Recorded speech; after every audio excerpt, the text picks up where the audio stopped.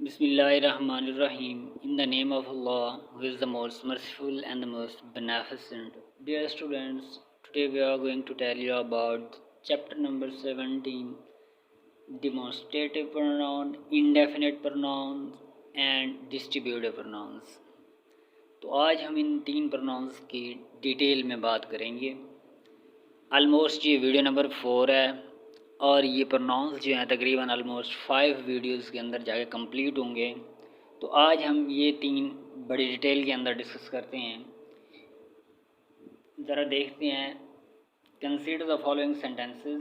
This is a present from my uncle. इसको यहाँ पर दिस को देख लें, दिस इज़ अ प्रेजेंट। आगे ज़रा देखें नीचे एक और सेंटेंस है, दीज आर मेयरली एक्सक्यूजेस। ये दो सेंटेंसेस आपने देख लिए, इनको ज़रा गौर से देख लें। अब चलते हैं ज़रा इनकी डेफिनेशन पे कि ये ऐसे प्रोनाउंस हैं। It will be notice that pronouns in italics, दरअसल यहाँ इटैलिक्स जो है वो फॉन्ट की बात की जा रही है, तो यहाँ पर खैर आपको मेंशन नहीं किया जा रहा है यहाँ पे। तो दिस दैट दीज दोज जो हैं इनको ज़रा गौर से देखें। Are use to point out the object, ये क्या कर रहे हैं, ये ऑब्जेक्ट को पॉइंट आउट कर रहे हैं। जिस तरह यहाँ पर हमने कहा है दीज आर मेयरली एक्सक्यूजेज। अब ये एक्सक्यूजेज को कौन कर रहा है, आइडेंटिफाई दीज कर रहा है। तो दीज जो हैं ये प्रोनाउंस हैं, एक्सक्यूजेज नाउन है। तो नाउन की जगह जो इस्तेमाल होता है वो क्या होता है, दरअसल प्रोनाउन होता है। तो यहाँ पर एक्सक्यूजेज जो हैं ये क्या हैं, ऑब्जेक्ट हैं, और दीज जो है ये ऑब्जेक्ट को पॉइंट आउट कर रहा है। तो ये क्या होगा, डिमॉन्स्ट्रेटिव प्रोनाउन होगा। ये डिमॉन्स्ट्रेटिव जो वर्ड है, डिमॉन्स्ट्रेट लैटिन से निकला हुआ है, डिमॉन्स्ट्रेटरी, जिसका मतलब है शो क्लियरली, यानी किसी चीज़ को क्लियरली शो कराया जाए। डिमॉन्स्ट्रेटरी से निकला हुआ है। आगे देखते हैं। आगे वो कहता है डिमॉन्स्ट्रेटिव एडजेक्टिव्स भी होते हैं। ये चीज़ें मैंने आपको जब एडजेक्टिव्स पढ़ाया था तब जाकर मैंने आपको बताई थी ये चीज़ें, इनके दरमियान डिफरेंस। फिर इनको देख लेते हैं। लेकिन यही दीज दिस दैट दोज वाली जो वर्ड हैं ये अगर नाउन से पहले आ जाते हैं तो ये एडजेक्टिव्स होंगे। वहाँ पर देखें दीज और मेयरली एक्सक्यूजेज, यहाँ पर जो एक्सक्यूजेज है नाउन है और ये लास्ट में आ रहा है दीज। जो है दीज के फ़ौरन बाद कोई नाउन नहीं आ रहा यानी वर्ब कोई आ रहा है। तो जब दिस दैट दिस दोज के बाद वर्ब कोई आएगा तो समझ लें ये प्रोनाउन होगा। अदरवाइज़ अगर इनके बाद क्या आ जाता है, नाउन आ जाता है, तो फिर ये डिमॉन्स्ट्रेटिव एडजेक्टिव्स में चले जाते हैं। जिस तरह दिस बुक, बुक नाउन है, नाउन से पहले दिस आया हुआ तो ये डिमॉन्स्ट्रेटिव एडजेक्टिव्स में है। This book is mine, that pen is yours, these books are mine. तो यहाँ दिस दैट दीज दोज ये सारे क्या हैं, ये डिमॉन्स्ट्रेटिव एडजेक्टिव्स हैं। आगे देखते हैं। This refers to what is close at hand. This refers किसको करता है, जो चीज़ बिल्कुल क्लोज हो, नियरेस्ट हो। और दैट जो होता है वो दूर वाली चीज़ के लिए मेंशन होता है। जिस तरह कहते हैं this is better than that, ये वाली चीज़ वो वाली चीज़ से बेहतर है। तो दिस जो है करीब वाली नियर वाली चीज़ के लिए नियर, और जो दैट है वो किसके लिए, फर्दर या ओवर देयर वाली चीज़, अवे जो हमसे दूर होगी उसको हम दैट के लिए दैट यूज़ करते हैं उसके लिए। आगे देखते हैं। दैट जो है with its plural those, that की जो प्लुरल है वो दोज है और दिस की जो प्लुरल है वो दीज है। तो is use to avoid the repetition of a preceding noun. वो कहता है ये जो दैट है ये रिपीट हम जब नाउन को कर रहे होते हैं उसके लिए इस्तेमाल होता है। उस नाउन को हम दोबारा रिपीट नहीं करते, उसकी जगह दैट लगा देते हैं। जैसा कि वो कहता है द क्लाइमेट ऑफ बेल्जियम, या बेल्जियम होना चाहिए था, तो the climate of Belgium is like that of पियोन, या the climate of Pakistan is like that of India. तो अब यहाँ पर like the climate of India नहीं कहा है हमने, उस क्लाइमेट की जगह हम दैट लगा रहे हैं। यानी क्या किया हमने, repetition of the preceding noun उससे अवॉइड किया है जो उसकी रेपिटेशन होनी थी। तो इसी तरह हमने कहा the climate of Pakistan is like that of India. तो दैट जो है पूरा क्लाइमेट ऑफ इंडिया, जो क्लाइमेट ऑफ जो था ये दरअसल इसकी जगह हमने दैट लगा दिया है। आगे चलते हैं पॉइंट नंबर 140 के ऊपर। When two things which have been already mentioned are referred to, जैसे कि वो कहता है this refers to the things last mentioned. अब यहाँ पर ये बड़ा गौरतलब बात है कि कोई चीज़ जो लास्ट दो चीज़ें अगर दो नाउन्स, ठीक है, वो दो एट अ टाइम एक ही सेंटेंस के अंदर मेंशन्ड किए जा रहे हों, तो क्या होता है, जो लास्ट टाइम जो मेंशन किया गया उसके लिए हम दिस लगाते हैं, और जो सबसे पहले किया गया है फर्स्ट टाइम उसके लिए हम दैट लगाते हैं। तो this refers to the thing last mentioned and that to the things first mentioned. कैसे? Virtue and vice offer themselves for your choice. This leads to misery, that to happiness. अब ये जो this है यानी vice की बात कर रहा है, ये vice जो है ये last mentioned है, और इससे पहले जो mention किया गया है वो virtue किया गया है। इसको ज़रा मैं underline कर देता हूँ आप लोगों के लिए।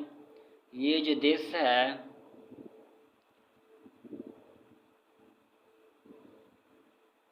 ये वाला दिस इस वॉइस के लिए यूज़ किया गया है, तो ये लास्ट मेंशन्ड है। और फिर आगे कहता है दैट, ये वाला जो दैट है ये वर्चू के लिए इस्तेमाल हुआ है। वर्चू जो था ये क्या था, हमने कहा था दैट किसके लिए इस्तेमाल हो, जो फर्स्ट मेंशन किया गया वो क्या है, ये वर्चू है।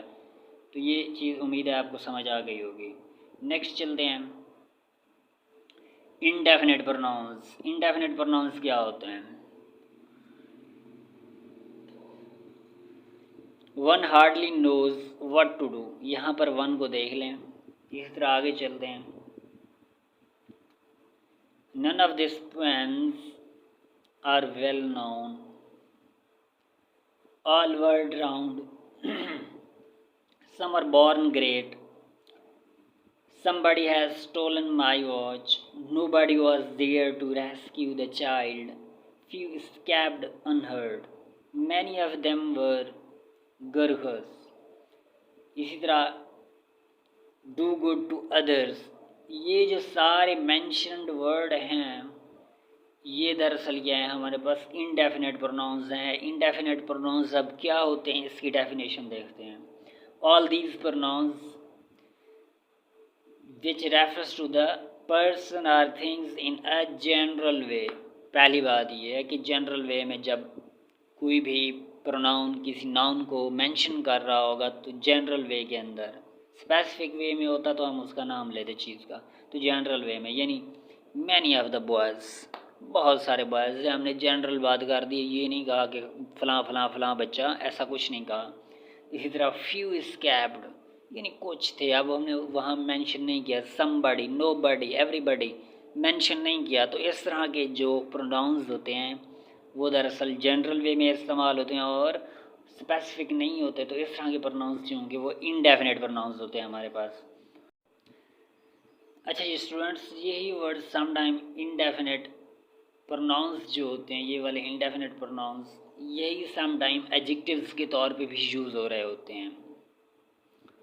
जैसा कि देखते हैं नीचे, any fool can do that. अब ये जो फूल है ये दरअसल क्या है, ये नाउन है। तो नाउन से पहले जो आ रहा है एनी, ये उसकी क्या कर रहा है, कोई खूबी बता रहा है या खामी बता रहा है। तो जब उसकी क्वालिफ़िकेशन बताएगा, क्वालिटी बताएगा, तो क्वालिटी जो होते हैं वो क्या करते हैं, एडजेक्टिव्स होती हैं दरअसल। तो एनी जो है एडजेक्टिव है, ये फूल को क्वालिफाई कर रहा है। इसी तरह सम मिल्क वाज स्प्लिट।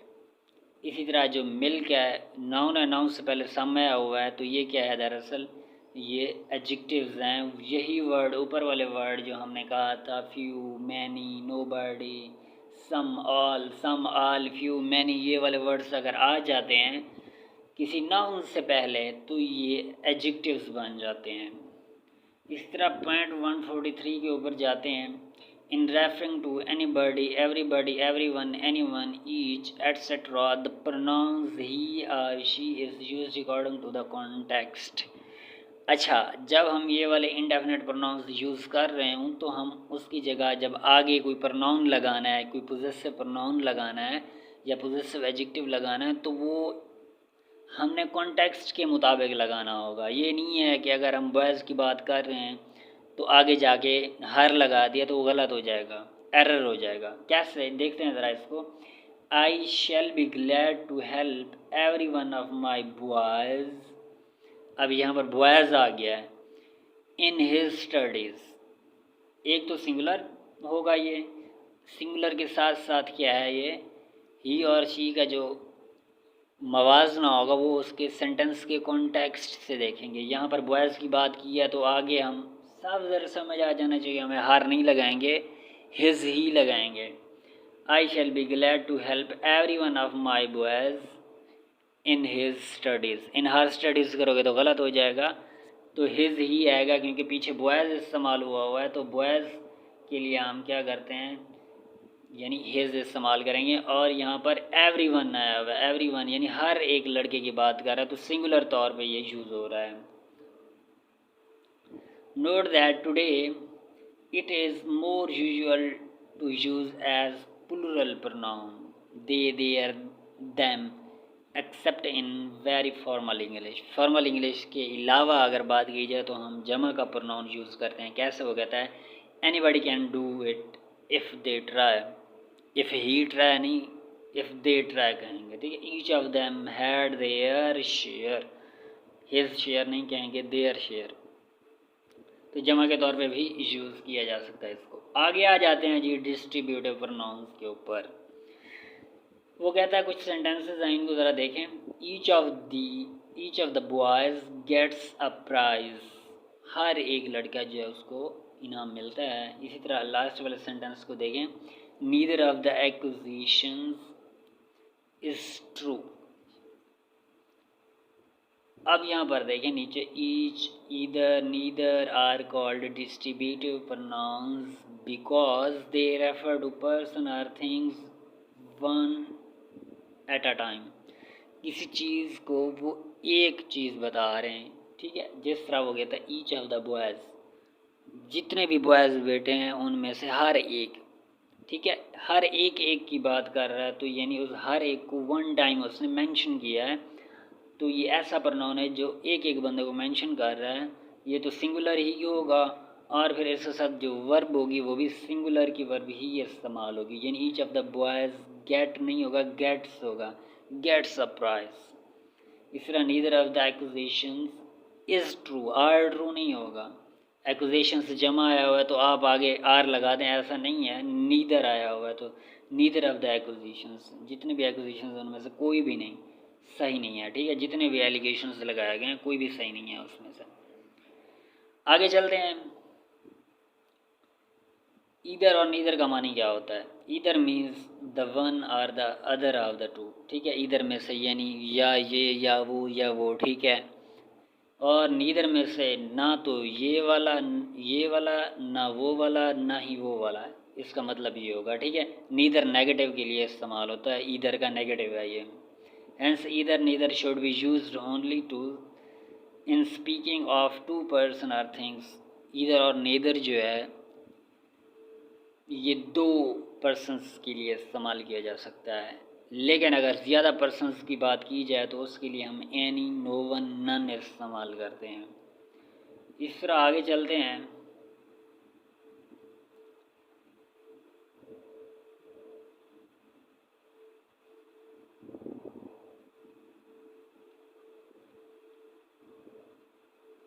145 के ऊपर चलते हैं। The position of the pronoun each should be noticed, it may have 3 positions. अच्छा, वो कहता है प्रोनाउंस को 3 डिफरेंट तरीके से हम यूज़ कर सकते हैं। पहला सेंटेंस देखें, इसी को ही हम देख रहे हैं।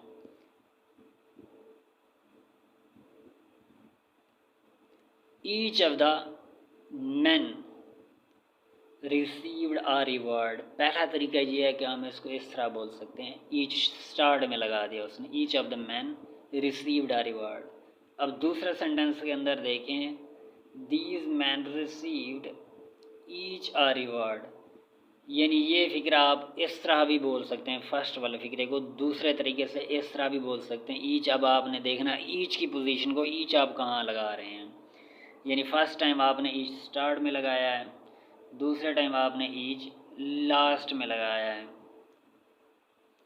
अब यहाँ पर देखें थर्ड के अंदर आप कहाँ लगा रहे हैं।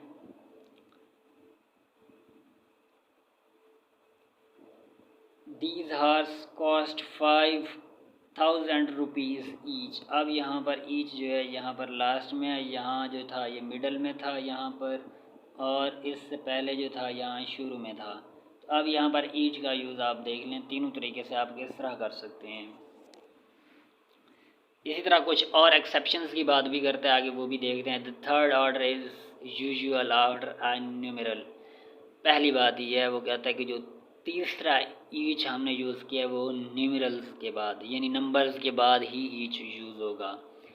जैसे वी डू नॉट से, हम ऐसा नहीं कह सकते the man received a reward each, ये गलत हो जाएगा। ठीक है, the man received each a reward या each of the man received a reward, ये सही है। आखिर में अगर ईच लगाया तो गलत होगा, क्योंकि नंबर नहीं है, नंबर के बाद आखिर में ये लगता है। कैसे, the man received 500 rupees each. अब 500 रुपीज़ आ गया, न्यूमरल्स आ गया, नंबर्स आ गया, तो इसके बाद आप ईच लगा सकते हैं। इस तरह आगे देखें, in the following sentences each, either, neither are use as adjectives, they are followed by nouns of the singular number. जैसे कि वो कहता है each way took his turn, neither acquisition is true. यहाँ पर क्या है, ये वाले ईच जो है, ईच वो है, नीदर एक्विजिशन, यहाँ पर ये एडजेक्टिव के तौर पे, नीदर ईच एडजेक्टिव के तौर पे इस्तेमाल हो रहे हैं। आगे वो कहता है नीचे, the two man hate each other, यानी पहला मैन दूसरे मैन से हेट करता है और दूसरा जो है वो पहले से करता है। तो यहाँ पर क्या है, दरअसल ये ऐसे प्रोनाउन है, each and one really belong to the subject.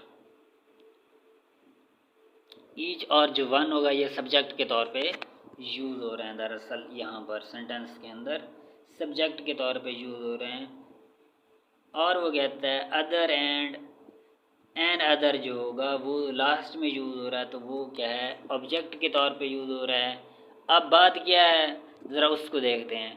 But each other and one and other have become in practice compound pronouns. तो ये क्या है, दरअसल one and other, each other, ये एक साथ जब इस्तेमाल होते हैं, वन पहले आ जाता है यही सब्जेक्ट, और एन अदर जो आ जाता है ये बाद में ऑब्जेक्ट के तौर पर, दोनों एक साथ आ गए हैं, तो इनको कंपाउंड प्रोनाउंस कहते हैं, यानी दो प्रोनाउंस एक साथ हमने लगा दिए।